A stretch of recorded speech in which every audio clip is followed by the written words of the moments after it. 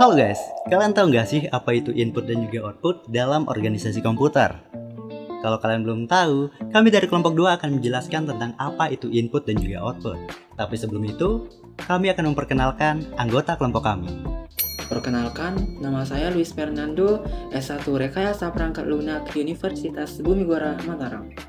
Saya Fahri Muhammad Aya dari jurusan S1 Rekayasa Perangkat Lunak. Perkenalkan, nama saya Gabriel Osario Arnan dengan NIM 2301040019. Assalamualaikum warahmatullahi wabarakatuh. Perkenalkan, nama saya Gabriel Hadilosa dari Prodi S1 Rekayasa Perangkat Lunak dengan akhiran NIM 21. Perkenalkan, nama saya Dwi dengan NIM akhiran 18. Perkenalkan, nama saya Beijinga Prameswari dari Prodi Rekayasa Perangkat Lunak. Dan saya adalah Ahmad Daniel Hamdi dari S1 Perangkat Lunak. Kalau begitu, kita akan lanjut ke pembahasannya. Modul input dan output merupakan elemen penting ketiga dalam sistem komputer itu sendiri. Modul I/O bukan hanya sekedar konektor mekanisme bagi sistem komputer, melainkan juga memiliki logika untuk mengatur komunikasi antara perangkat periferal dan juga bus system. Tujuan dari penggunaan modul I/O itu sendiri adalah untuk mengetahui mengapa periferal tidak dihubungkan secara langsung ke bus system. Beberapa alasan utamanya meliputi variasi metode operasi pada periferal yang berbeda, kecepatan transfer data yang lambat pada periferal dibandingkan dengan CPU dan juga memori. Perbedaan format dan panjang data juga mempengaruhi mengapa periferal tidak langsung dihubungkan ke sistem bus pada sistem komputer itu sendiri. Kemudian, unit input dan atau output merupakan bagian dari sistem mikroprosesor yang memungkinkan interaksi antara mikroprosesor dengan dunia luar, teman-teman. Ini mencakup perangkat input seperti keyboard dan juga mouse, serta perangkat output seperti layar monitor dan juga printer. Modul I/O berperan sebagai antarmuka antara sistem bus dan perangkat periferal. Tidak hanya sebagai konduktor mekanis, tetapi juga menyediakan logika komunikasi yang diperlukan. Ada beberapa alasan mengapa sih perangkat tidak langsung dihubungkan ke bus sistem komputer atau dengan istilah lainnya tidak memerlukan input output, diantaranya variasi dalam metode operasi perangkat periferal, kecepatan transfer data yang lebih lambat pada perangkat periferal, perbedaan format dan panjang data antara perangkat periferal dan juga CPU. Untuk pengertian dari input dan juga output akan dijelaskan oleh teman-teman yang lain. Di sini saya akan menjelaskan beberapa penjelasan, yaitu yang pertama definisi input dan output, yang kedua perbedaan antara input dan output, dan yang ketiga yaitu sistem input dan output. Pertama yaitu definisi input dan output. Apa sih definisi input dan output itu? Secara singkatnya yaitu input itu memasukkan sesuatu dari luar ke dalam komputer, dan output itu mengeluarkan apa yang sudah kita masukkan ke dalam komputer. Ibaratnya hasilnya output itu hasilnya. Dan penjelasan panjangnya itu elemen kunci dalam arsitektur sistem mikroprosesor yang memfasilitasi antara komputer dan lingkungan eksternal. Ini mencakup semua perangkat yang memungkinkan masukkan data ke dalam sistem komputer atau yang disebut input, serta menampilkan atau memproses data dari sistem komputer atau yang disebut dengan output. Ya, lebih simpelnya gini. Lebih simpelnya input itu pemasukan dan output itu pengeluaran. Ya, singkatnya seperti itu. Selanjutnya yaitu perbedaan antara unit input dan unit output. Unit input itu untuk memasukkan data dari luar ke dalam mikroprosesor. Ya, maksudnya data dari luar tuh data yang belum ada dalam komputer, kita akan masukkannya ke dalam komputer dengan menggunakan keyboard, mouse, dan scanner. Unit output itu apa? Unit output itu digunakan untuk menampilkan data atau mengeringkan data dari mikroprosesor ke perangkat eksternal, perangkat keras. Ya, di sini contohnya yaitu contoh perangkat unit output yaitu yang pertama monitor. Ya, jadi di sini kan ada menjelaskan itu menampilkan data atau menampilkan data. Jadi monitor di sini itu digunakan tugasnya yaitu untuk menampilkan data dari apa yang sudah kita kerjakan atau apa yang sudah kita masukkan lewat input tersebut, lebih keyboard, mouse atau scanner. Itu tugasnya monitor itu untuk menampilkan semua yang sudah kita masukkan lewat unit input di atas. Selanjutnya yaitu sistem input output. Alasannya kenapa tidak langsungannya hubungan dengan bus system. Ya, bus system apa sih bus system itu? Sebuah konsep dalam teknologi komputer yang mengacu pada jalur komunikasi yang digunakan untuk mentransfer data antara komponen-komponen dalam sistem komputer. Ini bisa menjadi jalur fisik seperti kabel atau jalur logis. Ya, jadi kenapa bus system itu tidak termasuk sebagai input dan output? Karena dia itu sebagai jalur doang. Jalur komunikasi, jalur mentransfer data. Ya, bukan alat untuk mengeluarkan data tersebut atau memasukkan data tersebut. Ya, dia itu sebagai jalur doang. Jalur untuk mentransfer data. Ya, jadi kenapa bus system itu kenapa tidak termasuk ke dalam input output? Karena kecepatan transfer data itu sangat lambat. Beda kayak input dan output. Ya, input ketika kita memasukkan dan yang kita mengeluarkan itu sangat cepat transfer datanya. Contohnya kita ingin memprinter sesuatu, ketika kita mengklik enter pasti akan langsung keluar. Ya, contohnya gitu. Contohnya kita ingin nonton YouTube, kita tinggal tekan play, langsung mengeluarkan output suaranya. Ya, seperti itu. Terus selanjutnya itu ketika kita ingin menyalakan komputer dalam keyboard, kita ingin tinggal kita tekan tombol power. Tombol power langsung tampil. Monitor itu akan menampilkan layar utamanya maksudnya. Ya, kenapa? Karena itu kecepatan transfer data itu tidak sangat lambat dari CPU atau memori gitu. Jadi input output itu tidak ada hubungannya dengan bus system ya. Alasan selanjutnya yaitu perbedaan format dan panjang data.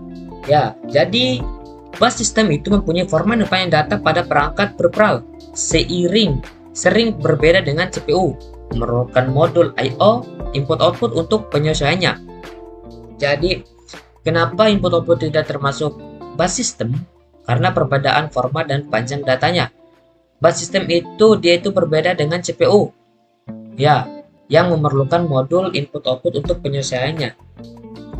Selanjutnya yaitu peran modul. Modul input dan output bertindak sebagai antarmuka antara bus system dan perangkat berperal, mengontrol interaksi antara keduanya. Ini mencakup beberapa fungsi. Yang pertama, kontrol. Itu mengatur aliran data antara perangkat berperal dan bus system. Selanjutnya itu komunikasi, memfasilitasi pertukaran data antara perangkat berperal dan CPU. Terus selanjutnya itu buffering. Buffering itu menyimpan data sementara sebelum ditransfer ke perangkat lain atau ke bus system. Deteksi kesalahan itu mendeteksi dan menangani kesalahan dalam proses komunikasi antara perangkat berperal dan sistem komputer. Jadi modul input output itu salah satunya fungsinya itu untuk mengontrol perpindahan data secara efisien dan akurat. Mungkin itu saja penyampaian dari saya. Kali ini saya akan membahas materi tentang struktur modul I/O. Struktur umum modul I/O dan antarmukanya dengan CPU. Modul I/O adalah komponen dalam sistem operasi yang bertanggung jawab atas pengontrolan perangkat luar dan pertukaran data antar perangkat luar dengan memori utama atau register CPU. Antarmuka modul I/O dengan CPU biasanya melalui 3 saluran utama. Yang pertama, saluran data, digunakan untuk mentransfer data antar CPU dan modul I/O. Yang kedua, saluran alamat, menyediakan alamat yang diperlukan untuk mengidentifikasi perangkat luar yang dikontrol oleh modul I/O. Yang ketiga, saluran kontrol, digunakan untuk mengirim sinyal kontrol yang diperlukan untuk memulai, menghentikan, atau mengatur operasi perangkat luar. Fungsi blok logika I/O dalam pengaturan dan switching. Blok logika I/O merupakan bagian penting dalam modul I/O yang bertanggung jawab atas pengaturan dan switching antar CPU, memori utama, dan perangkat luar. Fungsi-fungsi utama blok logika I/O meliputi yang pertama, kontrol dan pewaktuan. mengatur sinkronisasi antar CPU, memori, dan perangkat luar untuk menjamin transfer data yang tepat. Yang kedua, komunikasi CPU, menerima perintah dari CPU dan meneruskannya ke perangkat luar, serta melaporkan status kembali ke CPU. Yang ketiga, komunikasi perangkat luar, mengatur transfer data antar CPU dan perangkat luar, termasuk pemrosesan perintah-perintah khusus. Yang keempat, pembufferan data, menyediakan buffer untuk menyesuaikan laju transfer data antar perangkat luar dan CPU. Yang kelima, deteksi kesalahan, mendeteksi kesalahan dan melaporkan kesalahan yang terjadi pada perangkat luar kepada CPU. Contoh sederhana modul I/O yaitu Intel 8255A. Contoh sederhana modul I/O. Salah satu contoh modul I/O yang sering digunakan adalah Intel 8255A yang juga dikenal sebagai PPI atau Programmable Peripheral Interface. Modul ini merupakan contoh sederhana namun fleksibel yang menyediakan antarmuka untuk mengontrol dan berkomunikasi dengan berbagai perangkat luar. Intel 8255A ini memiliki struktur yang mirip dengan struktur umum modul I/O dan biasanya terhubung dengan CPU melalui saluran data, alamat, dan kontrol yang sesuai dengan kebutuhan pengguna. Sekian dari saya, terima kasih. Selanjutnya saya akan menjelaskan teknik input dan output terprogram. Yang pertama ada proses input output terprogram dan langkah-langkahnya, yaitu terdiri dari CPU mengeksekusi program untuk instruksi input dan juga output, lalu ada CPU mengirim perintah input output ke modul input output, lalu ada modul input output menjalankan operasi sesuai perintah, dan yang terakhir hasil operasi dikirim kembali kepada CPU. Lalu selanjutnya ada klasifikasi perintah input dan juga output. Yang pertama ada perintah kontrol. Nah, perintah kontrol ini mengaktifasi atau instruksi perangkat luar, lalu ada perintah tes yaitu pengujian status perangkat atau modul input dan juga output. Lalu ada perintah read, yaitu pengambilan data dari perangkat dan penyimpanan di buffer. Lalu yang terakhir ada perintah write. Perintah write ini berisi pengiriman data dari CPU ke perangkat. Lalu selanjutnya ada memory map, input dan juga output, di mana register, status, dan data input output diperlakukan sebagai memori. Kemudian CPU menggunakan instruksi yang sama untuk akses memori dan perangkat input dan juga output. Setelah itu ada isolate input output, yaitu pemisahan alamat antara memori dan perangkat input output. Lalu CPU menggunakan bus khusus untuk akses input dan juga output. Teknik input output terprogram juga memiliki kelebihan dan juga kelemahan. Yang pertama ada kelebihannya. Kelebihannya yaitu mudah dipahami dan diimplementasikan serta cocok untuk sistem yang membutuhkan kontrol langsung dari CPU. Lalu bagian kelemahan dari teknik input output terprogram yaitu terdiri dari yang pertama ada waktu CPU terbuang beroperasi input dan juga output, lalu mengganggu kinerjanya juga. Lalu karena CPU menangani semua aspek input dan juga output, sehingga dapat menyebabkan meningkatkan beban kerja dan mengurangi efisiensi pada sistem tersebut. Jadi, teknik input output terprogram melibatkan CPU secara langsung dalam pertukaran data antara CPU dan modul input dan juga output. Langkah-langkah utamanya juga melibatkan eksekusi program, pengiriman perintah input output, operasi modul input output, dan pengembalian hasil operasi kepada CPU. Lalu klasifikasi perintah input output meliputi kontrol, pengujian status, pembacaan, dan penulisan data. Ada dua teknik utama untuk mengimplementasikan input output, yaitu memory map dan juga isolate. Namun, teknik input dan output terprogram selain memiliki kelebihan ternyata juga memiliki kelemahan seperti yang sudah saya jelaskan tadi. Sekian penjelasan dari saya, selanjutnya penjelasannya akan disampaikan oleh teman saya. Saya akan menjelaskan teknik interrupt driven input output. Pertama-tama saya akan menjelaskan prinsip kerja dan proses teknik interrupt driven input output. Prinsip kerja dan proses teknik interrupt driven input output sebagai berikut, yaitu yang pertama CPU mengeluarkan perintah input output kepada modul input output, kemudian melanjutkan eksekusi instruksi lainnya. Lalu modul input output menjalankan operasi secara mandiri. Setelah operasi input output selesai, modul input output mengirimkan sinyal instruksi kepada CPU untuk memberitahu bahwa operasi telah selesai. Lalu selanjutnya CPU merespon interupsi dengan memprosesnya, biasanya dengan menjalankan sebuah rutin interupsi yang telah ditentukan sebelumnya. Lalu yang terakhir, setelah selesai menangani interupsi, CPU kembali ke instruksi yang sedang dijalankan sebelum interupsi terjadi. Lanjut ke teknik pengolahan. Teknik yang pertama yaitu multiple interrupt lines, yang dimana setiap perangkat input output terhubung dalam jalur interupsi yang berbeda, sehingga CPU dapat mengenali sumber interupsi dengan cepat. Namun ini memerlukan banyak waktu jalur interupsi, yang mungkin tidak praktis untuk sistem yang besar. Yang kedua yaitu software pool, yang dimana CPU secara berkala memeriksa status perangkat input-output untuk menentukan apakah interupsi terjadi, dan ini juga memerlukan penggunaan sumber daya CPU secara berkelanjutan dan mungkin mengakibatkan latensi tinggi dalam menanggapi interupsi. Yang ketiga yaitu daisy chain, yang dimana modul interrupt input-output terhubung dalam sebuah rantai, di mana sinyal interupsi melewati setiap modul input-output sampai CPU menemukan sumber interupsi. Ini memungkinkan penggunaan jalur interupsi yang lebih sedikit, tetapi memerlukan waktu yang lebih lama untuk menemukan sumber interupsi.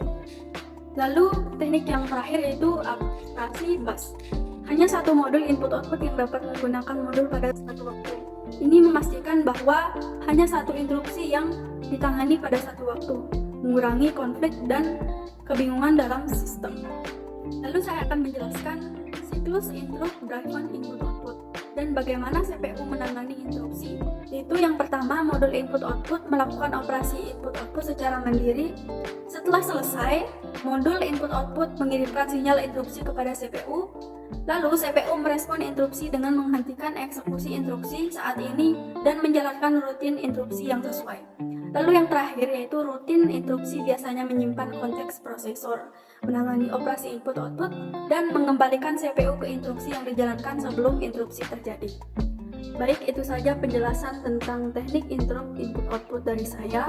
Saya ucapkan terima kasih. Di sini saya akan membawakan materi tentang Direct Memory Access, yaitu sebuah mekanisme yang memungkinkan perangkat luar untuk mentransfer data langsung ke atau dari memori sistem tanpa melalui CPU. Prinsip kerjanya yaitu CPU memberi instruksi kepada modul DMA untuk melakukan transfer data. Kemudian modul DMA mengambil alih kontrol bus dan berkomunikasi langsung dengan perangkat luar serta memori sistem. Transfer data dilakukan langsung antara perangkat luar dan memori sistem tanpa melalui CPU.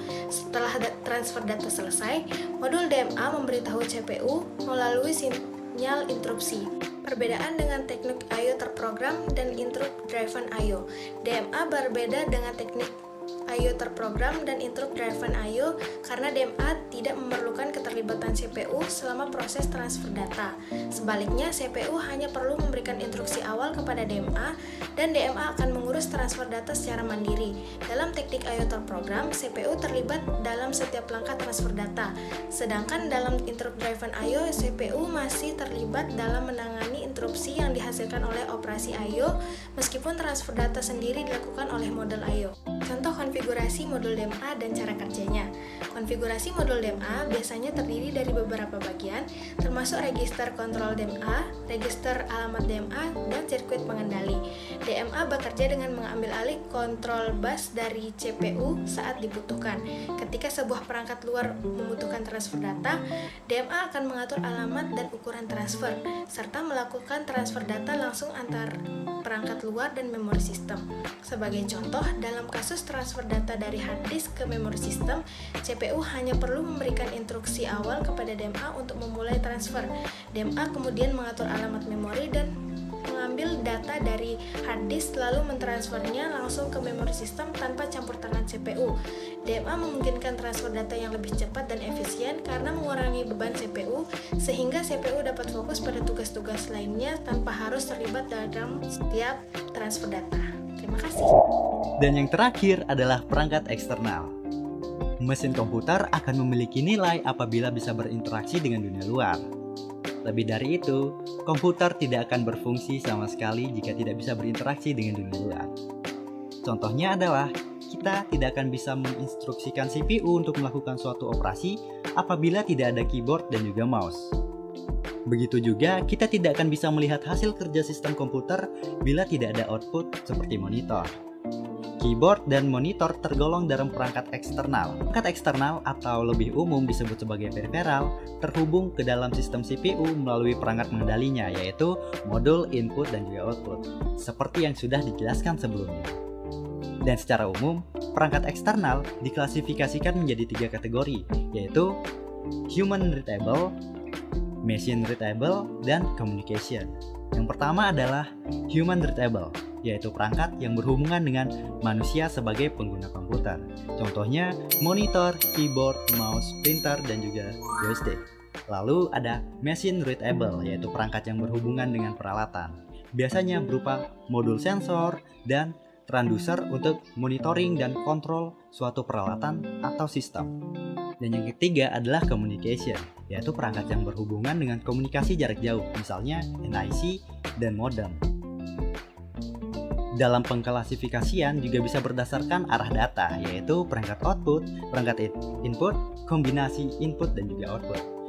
Contoh perangkat output adalah monitor, proyektor, printer, dan juga speaker. Lalu untuk input adalah keyboard, mouse, joystick, dan juga scanner. Dan untuk kombinasi input dan output, ada teknologi yang kita biasa gunakan, yaitu handphone, yang dimana sudah menggunakan layar sentuh atau touchscreen. Jadi, layar dari layar sentuh itu bisa mengeluarkan output dan bisa menerima input dengan cara sentuhan. Nah, perangkat eksternal memainkan peran penting dalam memfasilitasi interaksi manusia dengan komputer dan dalam menjalankan aplikasi-aplikasi tertentu. Pemahaman yang baik tentang antarmuka input dan output dalam perangkat eksternal adalah kunci untuk mengoptimalisasikan kinerja dan fungsionalitas komputer dalam berbagai aplikasi. Jadi dengan kita belajar tentang apa itu input dan juga output, kita bisa memaksimalkan dan bahkan mungkin kita bisa membuat teknologi input-output terbaru yang bisa digunakan oleh manusia. Sekian video presentasi dari kami tentang input dan juga output. Mohon maaf jika ada kekurangan dan juga salah kata. Jika kalian ada pertanyaan ataupun ada masukan, bisa tulis di kolom komentar. Semoga informasi yang kami berikan dapat membantu ya. Terima kasih dan wassalamualaikum warahmatullahi wabarakatuh. Sampai jumpa.